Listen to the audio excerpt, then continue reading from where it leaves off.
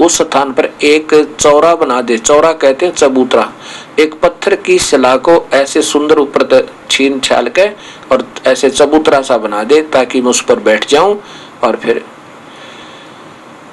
प्रभु का गुण गाऊं। वो स्वयं प्रभु थे, अपनी लीला करने के लिए कहा कि मैं फिर भगवान को याद करूंगा और फिर वही मंदिर ना टूटे। भगवान का मंदिर रोज टूटे, कितनी बार टूटा, और वो स्वयं परमात्मा भी अपना रोल ऐसे करते हैं कि मैं यहाँ बैठकर भगवान चिंतन करूंगा और ये मंदिर रुक जाएगा। ये परमात्मा अपना भेद नहीं देते कि मैं प्रभु हूँ। गुरु नानक देव जी ने कहा था कि फाई सूरत मलुक की वेश, ए ठगवाड़ा ठगी देश, खरा सियाणा बहुते बार, ये धानक रूप रहा करतार। ये किसी को बताता नहीं, ये बड़ा सियाणा है, ये सबको, ये ठगवाड़ा ठगी देश ये नहीं बताता कि मैं वास्तव प्रभु हूं। अपने यहाँ शो नहीं होने देता, यहाँ प्रत्यक्ष नहीं होता।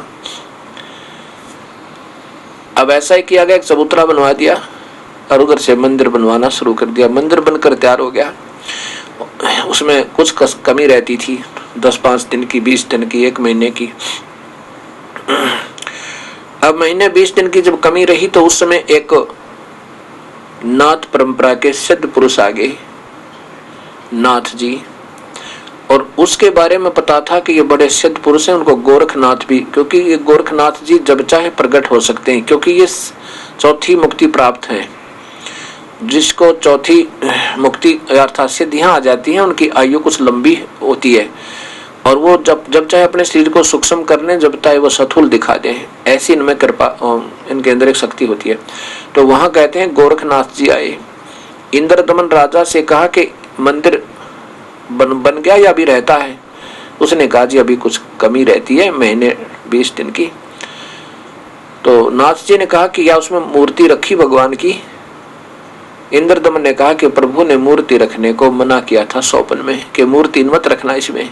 तो नाथ जी ने कहा कि स्वप्न सच्चे थोड़े ही होते हैं, मूर्ति के बिना मंदिर कैसा, मूर्ति अवश्य हो और चंदन की हो। अब राजा ने सोचा भाई ये सिद्ध पुरुष है, अगर इसकी बात नहीं मानूंगा तो कोई श्राप दे दे, मन माने कोई कुबोल बोल दे और मेरे को हानि हो सकती है। अच्छा जैसा आपका आदेश। एक कारीगर बुलाए, चंदन की लकड़ी मंगा दी उन्होंने। कारीगर जब मूर्ति बना लेना पूरी हो जा 2-4 दिन में, और फिर वो सारी खिंड मिंड हो जा, बिल्कुल टुकड़े टुकड़े हो जा, रुके को नहीं। ऐसे कम से कम 10-12 कारीगर आए, मूर्ति बिल्कुल तैयार हुए, तैयार होते सब खील ऐसे टुकड़े टुकड़े अपने आप दूर दूर गिर जा। अब इंद्रदमन घबरा गया कि वो सिद्ध पुरुष आएगा और कहेगा तूने जानबूझकर नहीं रखवाई और मन मन श्राप दे दे मुझे। बड़ा चिंतित हुआ, बड़ा दुखी हुआ। उस समय वो कबीर परमेश्वर एक बिल्कुल 80 वर्षीय वृद्ध कारीगर का रूप बनाकर अपने थैले में सारे ये इंस्ट्रूमेंट डालकर, छीनी हथौड़ा आरी उरी लेकर और पहुंच गए। कहने लगे राजन मैं बहुत एक्सपीरियंस होल्डर हूँ, बहुत पुराना कारीगर हूँ और मुझे बहुत तजुर्बा है, वो मूर्ति मैं बना दूंगा, पर एक शर्त होगी, एक कमरे में बैठकर बनाऊंगा। जब तक मैं मूर्ति बनाकर अपने आप दरवाजा नहीं खोलूं तब तक कोई मत इस दरवाजे को मत छेड़ना। यदि तुम दरवाजा खोल दोगे, जबरदस्ती कोई खोल देगा तो ये जहां तक बनी होगी वहीं तक रह जाएगी, पर टुकड़े टुकड़े नहीं होगी। अब ऐसा ही कर दिया गया। जब हो गए 10-15 दिन बनाते को, इतने में वो गोरखनाथ जी आ गई। आकर के राजा से पूछा क्या मूर्ति बनवाई तूने? पहले उसने सारा हाल बताया राजा ने कि 10-12 कारीगर बदल लिए जी, मूर्ति बनने को तैयार होती है फिर टुकड़े टुकड़े हो जाती है। मैं बहुत चिंतित हो गया था। अब एक कारीगर और आया हुआ है, देखो वो कैसे बनती है, आप भी अपने सामने देख लेना ऋषि जी, महात्मा जी, कि वो मूर्ति बन नहीं पा रही है। अभी इस महाराज जी ने महात्मा कारीगर बना रहा है, उसने कहा कि कुछ दिन इसको खोलना नहीं है जब तक मैं स्वयं ना कहूं। नाथ जी ने कहा कि मूर्ति को देखेंगे कैसी बनाई है, ऐसे थोड़ा है वो उठपटांग बना के रख जाएगा, हम मंदिर में ऐसे थोड़ी रखने देंगे, पहले हम मूर्ति देखेंगे, कोई कमी होगी तो उसको बताएंगे, ठीक करवाएंगे, चलो मेरे साथ। अब राजा विवश जा करके वहां खड़े हो गए जिस कमरे में बैठ कर कबीर परमेश्वर वो मूर्ति बना रहे थे। अब बना क्या रहे थे, उन तो लीला करनी थी, भ्रम तोड़ना था नादानों का कि मंदिर में मूर्ति की कतई जरूरत नहीं होती। पर ये हठ धर्मी अधूरे ज्ञानी ये अपने हिसाब से चलते हैं, प्रभु के विरुद्ध चलते हैं। गोरखनाथ जी ने आवाज लगाई, कारीगर दरवाजा खोलो। अंदर ना खटखट की आवाज है, कुछ नहीं। अब 2-3 आवाज जब लगा ली, बिल्कुल नहीं, दरवाजा खोला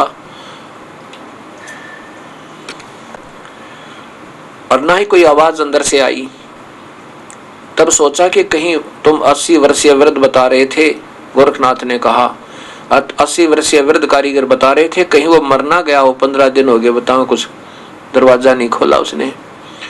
तोड़ दो दरवाजे को, धक्का देकर दरवाजा खोल दिया। दरवाजा खुला तो मूर्ति तैयार थी, लेकिन उसके हाथ इससे आगे आगे हाथ नहीं बन पाए थे, बनाने रहते थे ऐसे ही। तो ज्यों के तो वो अब भी जो मूर्ति उस मंदिर में रखी है जगन्नाथ में जी में, उसके आगे के हाथ नहीं है, केवल ऐसे टूंडे हाथ से ऐसे अरियों ही दिखाई देते हैं। ये दास देख कर आया उसको सिर्फ प्रमाण के लिए कि वास्तव में ये सत्य है। तो वो मूर्ति अधूरी रहेगी। आज भी ज्यों की त्यों है, किसी की हिम्मत नहीं बनी उसमें एक छीनी लगाकर उसके हाथ बना दे, वो सारी टूट जाएगी, टुकड़े टुकड़े हो जाएगी, ये बन नहीं सकती। उस कबीर परमात्मा की कृपा से उसने ये दिखाना चाहा था कि मूर्ति से भगवान नहीं मिलता और मूर्ति की पूजा नहीं करनी चाहिए। सभी मंदिरों में अगर किसी मूर्ति का कान भी थोड़ा बहुत टूट जाए ना, थोड़ा सा भी खरोंच आ जा या कोई उंगली टूट जाए या किधर खरोंच आ जाए, उसको मंदिर में ना रखें, अब शकुन हो गया, ये नहीं रखनी चाहिए हैं। और वहां बिल्कुल टुंडे हाथ भगवान के, वो क्यों रख दी, वहां अब शकुन कहाँ गए।